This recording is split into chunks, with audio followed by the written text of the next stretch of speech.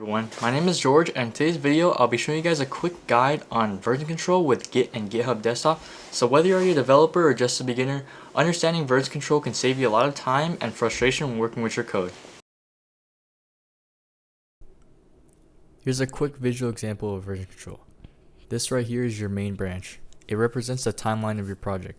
Along this line, we add some small circles. Each circle is a commit.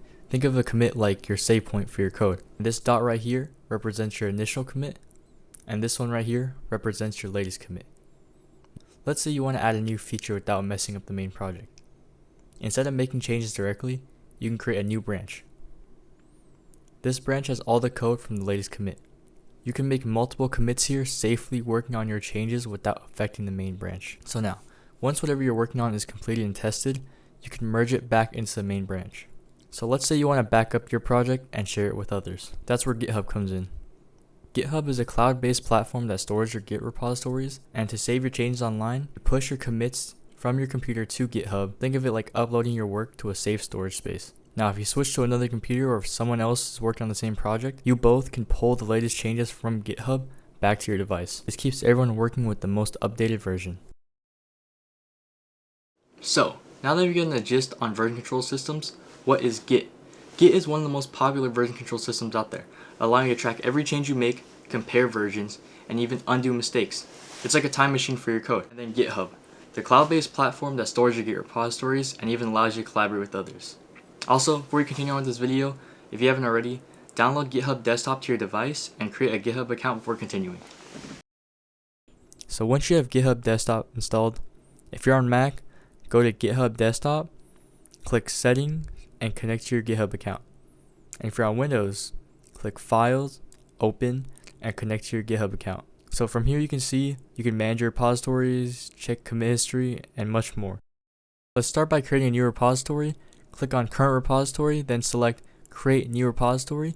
You'll give it a name, choose a local path, and these right here are the git ignore templates and the licenses you want to use if you'd like to make your repo open source. I'll explain more about git ignore later. Now you can create the repository, and GitHub Desktop will automatically create an empty folder to track your files. Now, publish the repo. You can keep the repo public or private. Most of the time it's public, but you can change it depending on your needs. Now, select the folder your repo is in. I'll be using a landing page I already created to demonstrate this.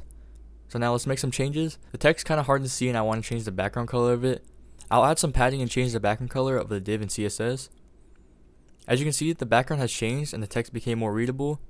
In GitHub Desktop, you'll see the changes pop up in the Changes tab. Write a message for the commit, usually keep it short and descriptive. Clicking commit saves your changes in Git but doesn't push them to GitHub yet.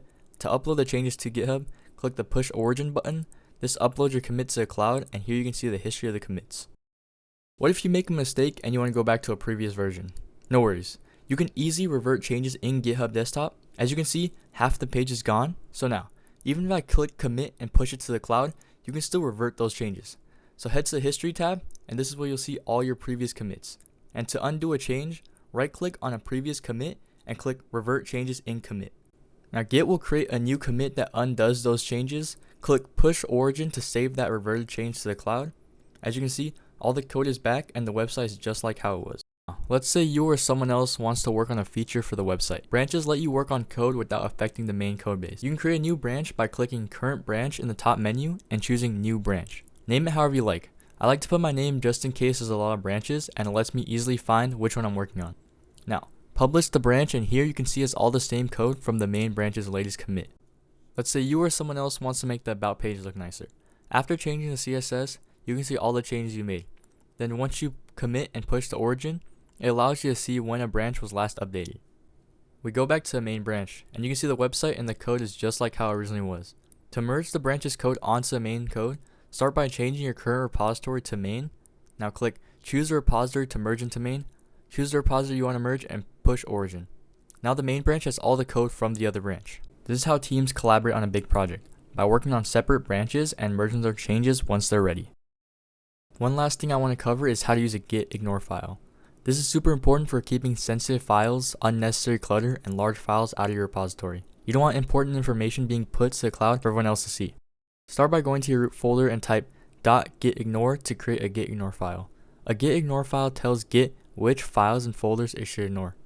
This helps prevent things like passwords and dependencies from being tracked in your repository. Before adding the files you want to ignore, first commit the .ignore file itself. For example, we have a file called passwords.txt and type in a password. Git will track it, meaning your password could be committed and pushed to the cloud. To prevent this, add the file path to your git ignore file, then commit the git ignore file before making further changes. This ensures that Git will ignore those files and folders from now on, keeping sensitive information out of your repository. Also, a quick way to ignore all .txt files is by using an *.txt. This way, every txt file in your repository will be ignored with just one line. This also works for other as well.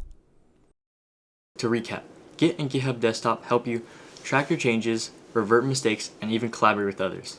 And then you can also create repositories, commit changes, and then push those changes to GitHub in order to keep your code safe and accessible. Thank you for watching. If you found this video helpful, please give it a like and subscribe, and I'll see you guys next time. Peace.